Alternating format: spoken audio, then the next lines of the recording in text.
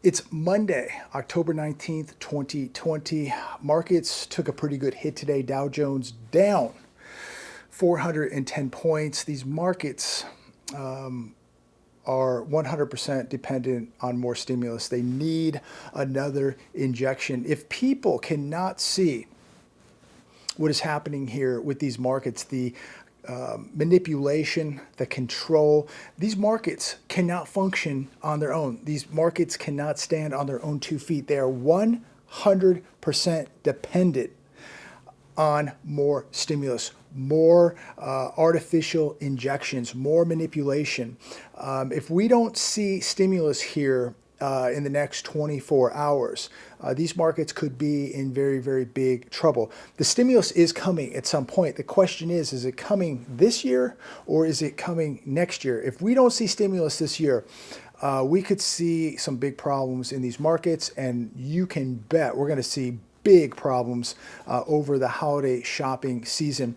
I was reading an article yesterday on USA Today, and it's titled, "More than 6 million households missed their rent or mortgage payment in September." Now, I know that there's people out there telling you and I how great things are, that people are driving around in their cities, the roads are packed with cars, life is good, and that's great. If you're in one of those areas, and look, just because there's a lot of cars on the road doesn't mean the economy is doing good. That just means there's a lot of people probably out of work going out and driving around, spending their unemployment money or the leftover $300 and $600 bonuses they got.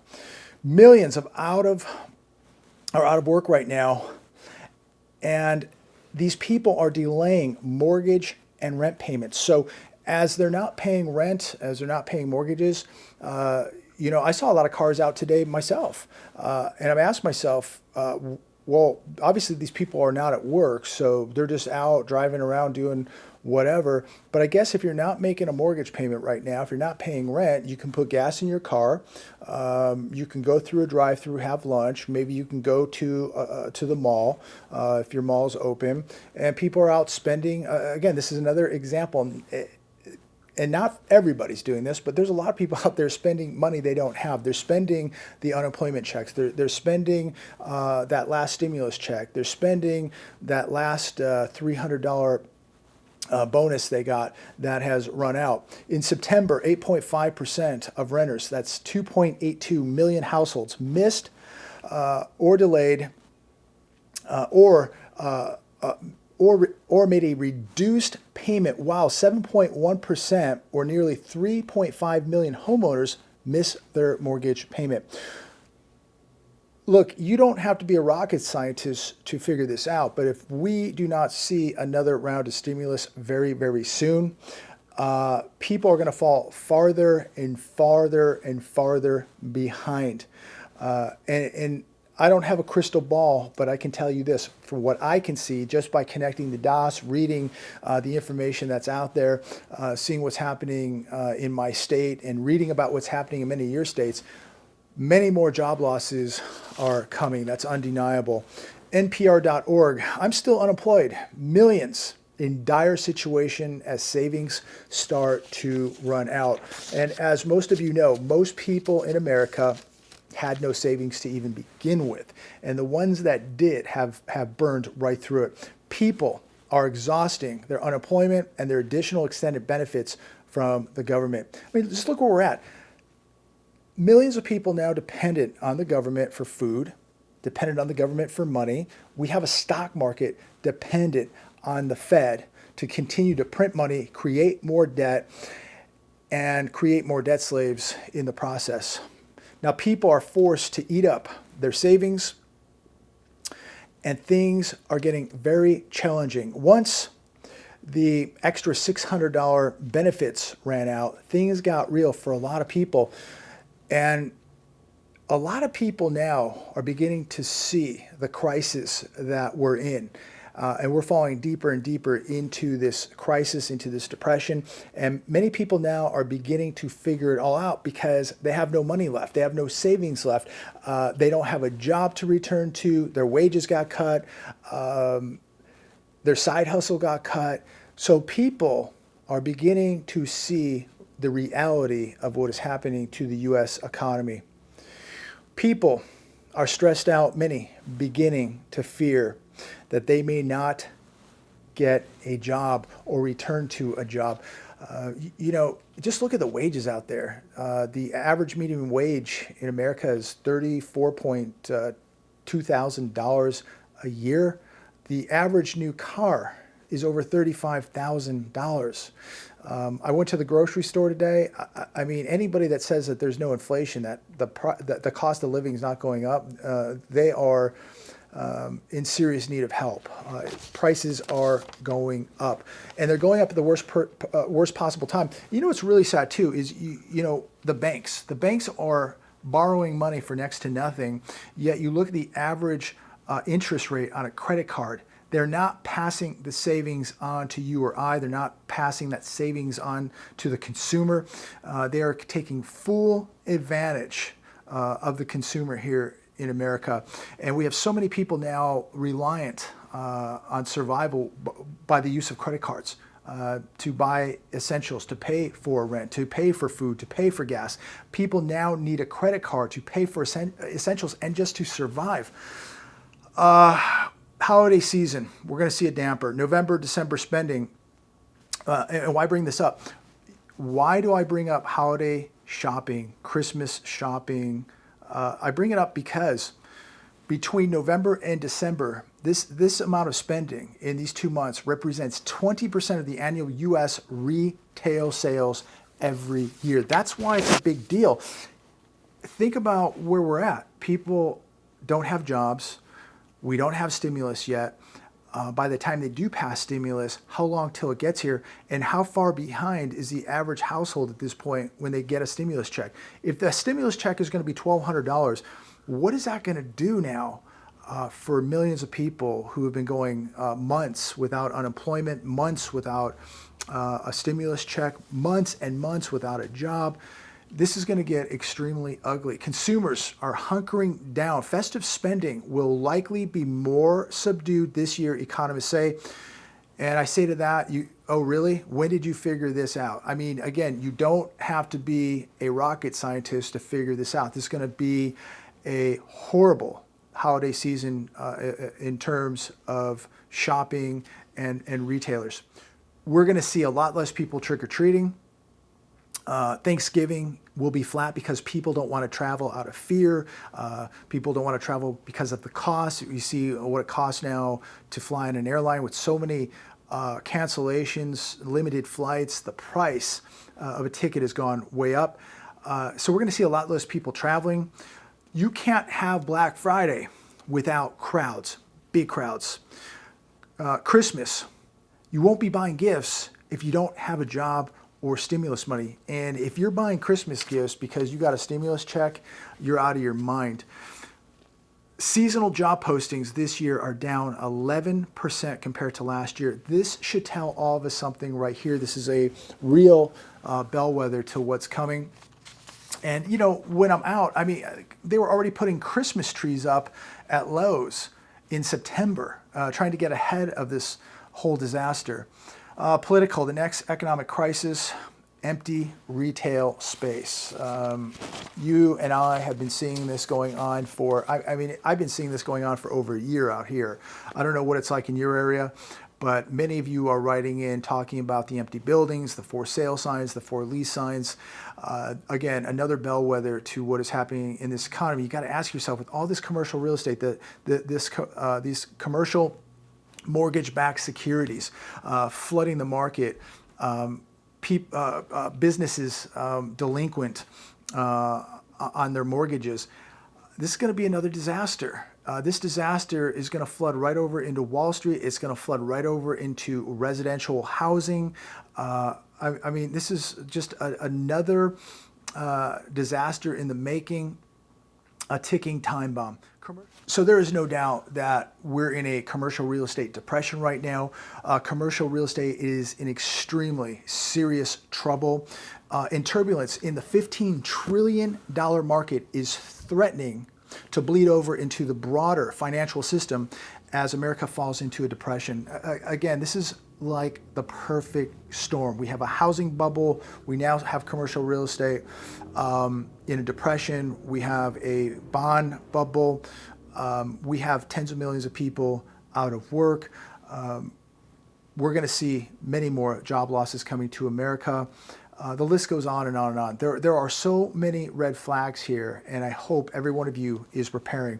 The longer things are paralyzed, such as hotels, retailers, restaurants, office buildings, etc., the more difficult it is for property owners to meet their mortgage payments.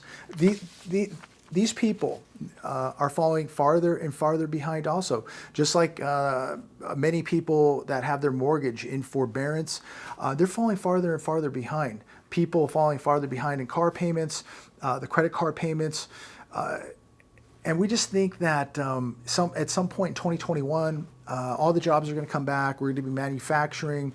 We're going to be producing. Everybody's going to get caught up on their rent payments and their car payments and their home mortgages. And let's not forget all the people pulling home equity lines of credit out of their homes, using them as ATMs. Okay, when this housing market flips, these people are going to be decimated. Do not be one of them. When we finally get back to normal and the dust settles, which is going to be a very, very long time from today, there's going to be a lot less to return to. There's going to be a lot less stores to return to, a lot less jobs to return to, a lot less restaurants to return to, and a lot less opportunity to return to. People think that again, this is all going to blow over in 2021. We're going to go back to normal. That's not going to happen, ladies and gentlemen. This was not normal last year. It wasn't normal the year before, and it wasn't normal the year before. We crashed in 2008. We've papered over it, and now this Band-Aid we put on a gunshot wound is falling off, and the patient, the victim, is bleeding again, and we don't know what to do. We're running out of tricks. We're running out of magic tricks, and this is going to end, as I've said, very, very badly for most people. We're going to see serious damage in the securities market. 1 in 5 loans bundled in commercial mortgage-backed securities is on a watch list.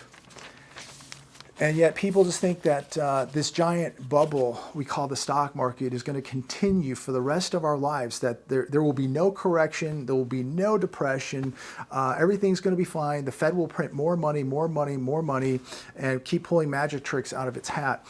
It's beginning not to work, ladies and gentlemen, and we're seeing that in the real economy. People are hurting very, very bad, and people are very scared. And the future, the outlook does not look good. Hotel, retail, which together make up 40% of the commercial mortgage-backed securities market, have been hit the hardest. Right now, 1 out of every 2 hotel rooms remains unoccupied right here in the United States of America. Urban hotels, which have some of the highest operating costs, are faring the worst, with just 38% occupancy rates. How long can this continue to go on?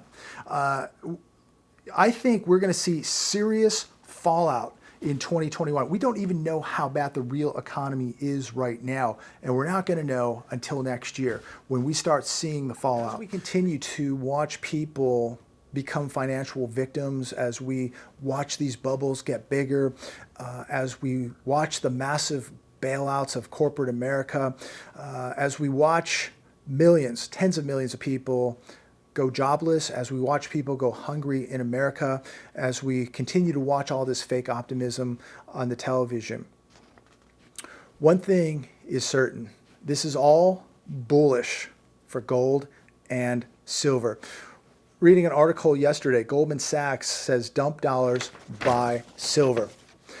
You know, the biggest driver of silver and gold is the threat of the US dollar collapsing.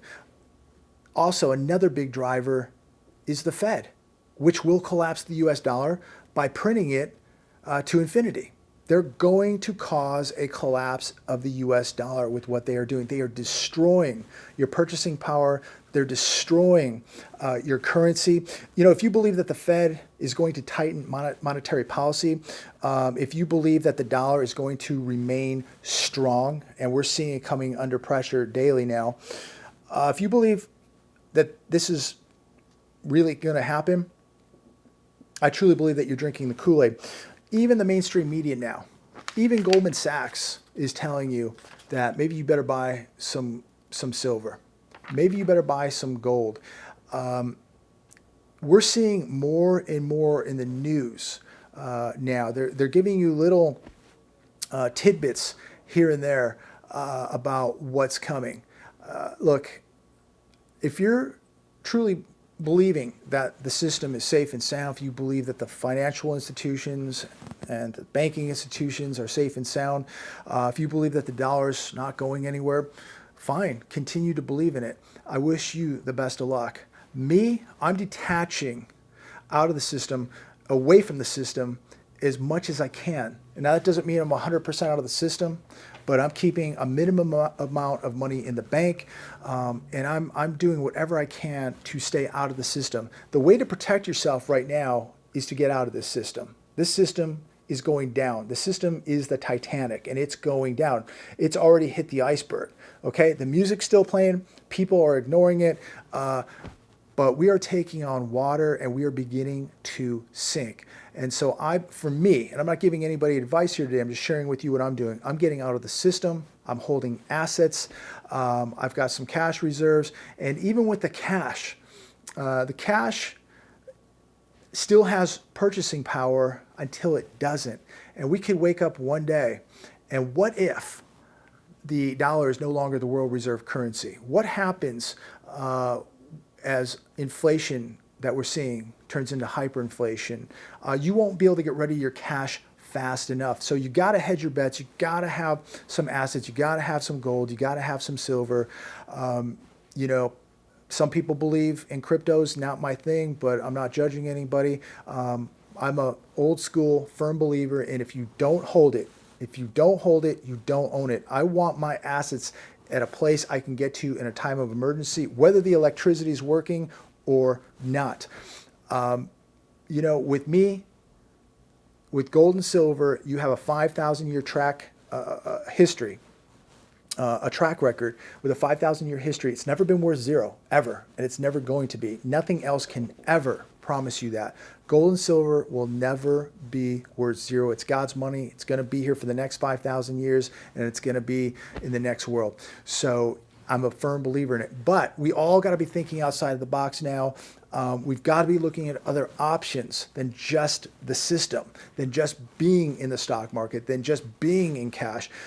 You know, if you have the means to have a farm, to raise cattle, to have a huge garden, be self-sufficient, that's wonderful. But that's not as easy for the person that, you know, works 40, 50, 60 hours a week at an office.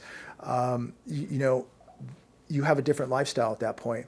But you know, if you are in that office 40, 50, 60 hours a week, you know, what can you do to get out of the system? You've got to be holding assets. And I believe gold and silver are the two most undervalued assets on planet Earth. But look, everybody has a different life. Everybody lives in different places. Everybody's going to have different goals. So for each and every one of us, we've got to think for ourselves, what is going to work for us? What's going to work for the area we live in, our lifestyle, our goals at the end of the day? You know, what can we do to protect ourselves financially? What can we do to get further out of the system? These are things we all got to think about, because big changes are coming, not just to America, but to the entire planet. And if you're not evolving, and if you're not preparing for what's coming, you need to be a step ahead of this game, or you're going to wake up one morning and you're going to be wiped out. If you're solely relying on your pension or your 401k, I feel very, very sorry for you. I really, truly do feel sorry for you. Too many people are putting way too much faith in these financial institutions. They're putting way too much faith in the government. The government has gotten us into this mess. The big banks have gotten us into this mess. And if you think that the government and the banks are going to fix what they started, fix what they created, good luck with that. They're not going to. They can only make it worse. So at the end of the day, you're not going to have time or the resources to be pointing fingers at who created this whole mess. You need to be able to take care of yourself and your family. And if you can't, there's only one person to blame, and that's going to be you. Don't be that person. Don't be the masses. Don't be these people who trust 100% in the system. Break away from the system. Be self-sufficient. Be independent. And that way, I think you're going to be a lot more free, and you're going to feel a lot more free and independent. And that's a great feeling. And the best thing you can do, as I close this video, get out of debt. Do not have debt. Get your debts paid down, at least manageable. But if you can pay your debts off before you do anything, get the debts paid off. At the end of the day, debt will be the #1 killer. God bless every one of you. Talk soon.